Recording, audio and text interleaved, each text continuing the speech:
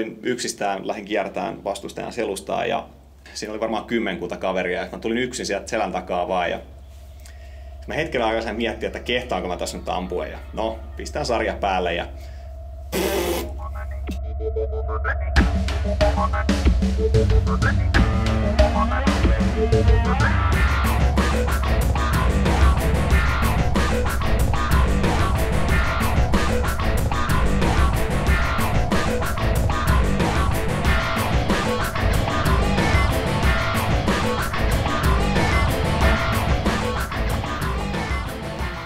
Kasper Ojala, mä oon Linnasoftin puheenjohtaja ja oon ollut Linnasoftin puheenjohtajana perustamisesta saakka, eli noin virallisesti 2009 vuodesta.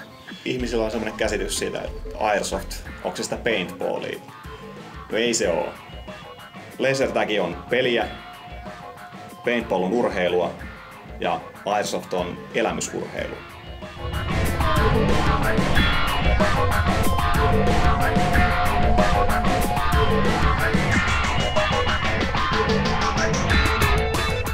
Kun sä oot kentällä ja sulla on tavallaan koko ajan pelko perseessä siitä, että kohta tulee kuulaa, jos niin vertaa johonkin tietokonepeliin, totta kai räiskintäpelit, niin tietyllä tapaa niin käsittelee samaa kuvastoa ja muuta. Mutta et sä saa siitä niin irti sitä samaa tunnetta, mitä sä saat, kun sä oikeasti teet sitä hommaa.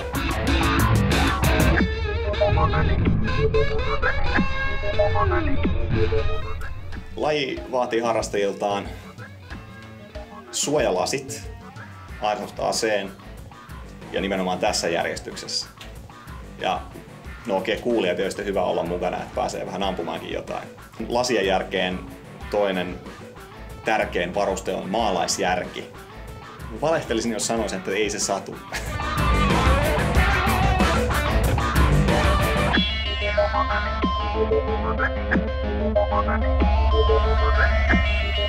Airsoftihan pystyy harrastamaan ihan monella tapaa ja jokaiselle omansa. Ja kaikkein halvin ratkaisu on se, että lähdetään kentälle silleen, että meillä on kunnon suojalasit, meillä on pistooli. That's it. Sitten se, että jos vähän pidempään harrastaa, niin sitten kannattaa hommataan sähköpyssy, kantolaite, vähän lippaita ja suojalasit pystyy edelleen olemaan samat. Ja tähän jos vaikka maastopuvun hommaa, niin siinä on ihan järkevä varustus.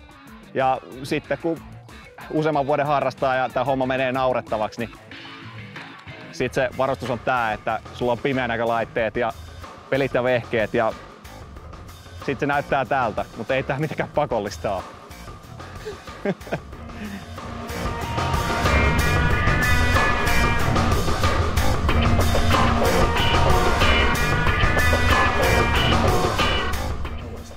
Se, miksi mä harrastan Airsoftia ja edelleen harrastan ja tässä nyt siis kuuden vuoden aikana lajia harrastajana, niin mä oon kyllä saavuttanut semmoisen pisteen, että lopettaminen ei ole enää vaihtoehto. Se, että kun oma työ on penkissä istumista, niin se, että niin kuin edes kerran viikossa niin kuin pääsisi oikeasti juokseen metsään, niin kuin pistää itsensä likoon ja niin kuin tekemään oikeasti jotain ja niin kuin se pääsee irti arjesta. Että se on niin kuin ehkä niin kuin yksi iso juttu. Eli tämä on tietyllä tapaa urheilua. Tämä ei ole mitenkään niin kuin tuloskeskeistä urheilua, vaan tämä on elämyskeskeistä urheilua.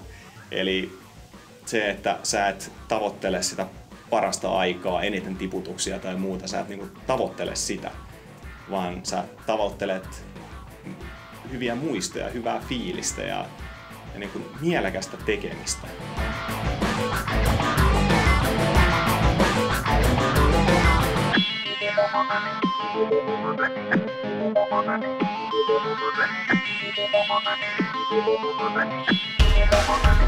Thank you.